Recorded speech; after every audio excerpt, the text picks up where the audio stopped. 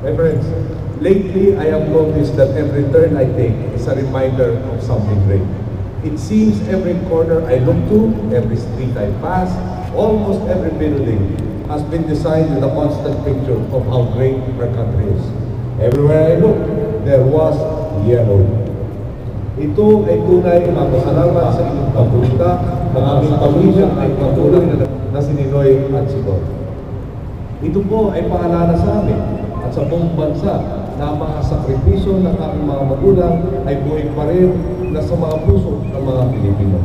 Ngayong araw po ay muli natin bibigyan parangal at ginugunita ang pagbubuhis ng buhay ng ating ama para sa bansa na kanyang patuloy na pinaniniwalaan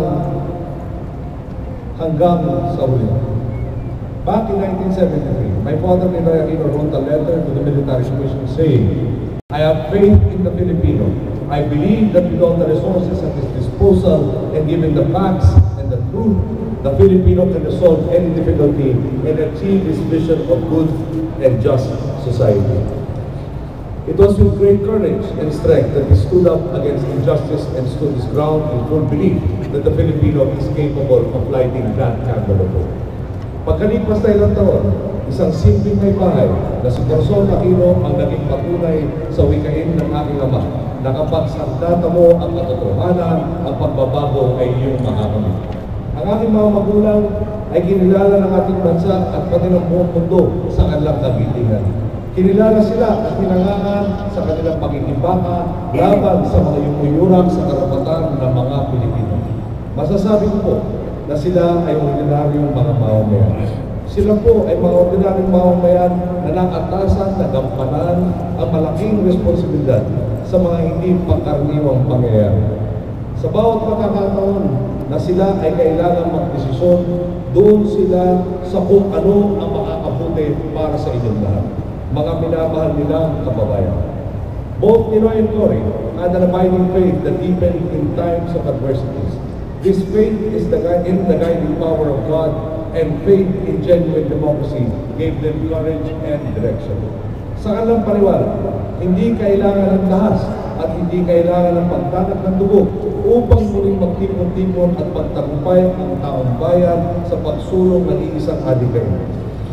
They both believe so much in this nation and the power of each individual to effect change through peaceful means. In their minds, the key to our country's long-term stability is to encourage consensus building in place of dictation and to practice persuasion in place of coercion and oppression. Today, we take a step further and continue the mission of Ninoy and Cory and pursue the vision of our countrymen. It is now our turn to keep and secure the democracy that they both have fought for. A society where each and every individual is equally important.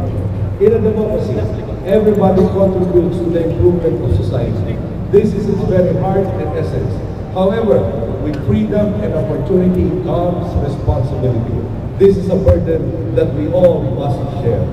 When people come together like today, to push for a common cause, to be there for each other, in those moments we can truly say that democracy is alive. No force of evil can match the strength of people willing to put the welfare of others before themselves.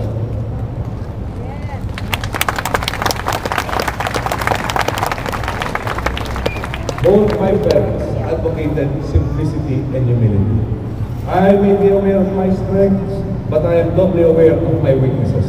Alone, I may make a small difference, but together, we can achieve significant change.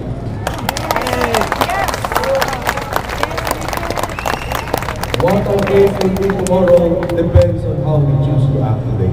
And if we will choose to act together, truly, as my father once told me, the ball is now in our hands. Sa pagtatapos po, ang sana ay hindi makakagalitan ng aking mga magulang na nilalabas ko lang po yung aking damdamin. Na yung mga taga-media ko kanina tinanong sa akin, meron akong pinagpaplano na magpagawa ng bagong monumento para sa aking ina. At hindi po si Mayor Video. Ang sabi ko, alam nyo, una ko naisip yung sinasabi ng mga edyante ng bata ko. Konting bato, konting semento, monumento. Ibig sabihin po nun, Tatayo tayo ng monumento, hindi naman natin susundin yung adhikain sa isang matinong pamamalakad sa gobyerno. Kailangan sundin yung monumento yan. Mas maganda po yata paggunita at mag-alaala na kung pwede, itinuro naman at ipinakita yung tamang landas. Bakit hindi natin tahakin yun? At yun po ang mukay sa tuloy po natin ang laban mga